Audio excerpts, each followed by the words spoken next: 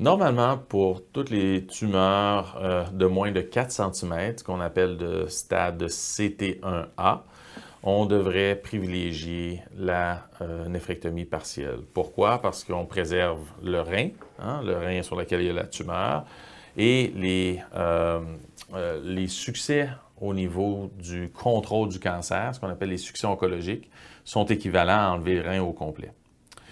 Pour les tumeurs qui sont entre 4 et 7 cm, en général, la néphrectomie partielle est aussi une option qu'il faut discuter avec son chirurgien. Si son chirurgien n'est pas confortable, le patient devrait être référé dans un centre où on peut décider de soit faire la néphrectomie partielle ou la néphrectomie radicale, qui, techniquement, là, quand on enlève tout le rein, c'est plus facile techniquement. Donc, mais ça ne devrait pas être une raison, cette facilité-là, d'enlever le rein, de choisir la néphrectomie radicale par rapport à la néphrectomie partielle.